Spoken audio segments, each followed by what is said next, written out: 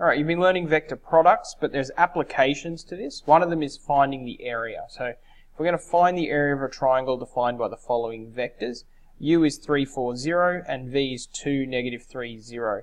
You might not have seen that notation before, but that's just 3i, 4j, 0k. Let's see what it looks like. Alright, so here it is in 3D space, u and v. Now let's do the cross product. I'm not going to do it by hand. I'm just going to let GeoGebra figure out the cross product for me. It's going to give me a line perpendicular to those two lines of a certain magnitude. Alright, so this big yellow line going up the top here is our cross product perpendicular to those two lines. And it has a magnitude of 17. Can't quite see it there, but that's where it is, magnitude of 17.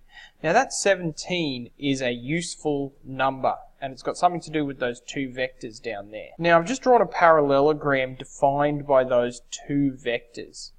And the area of that parallelogram, 17. That's the same as the magnitude of that cross product vector. So write that down. But we didn't want to know about parallelograms. We want to know about the area of a triangle. And that's usually the sort of question we're being asked here. So the area of a triangle, half the parallelogram, 8.5.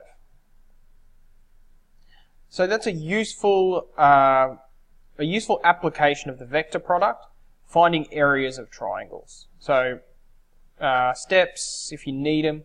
Really the formula is what you're after. Area of a triangle is half of u times v.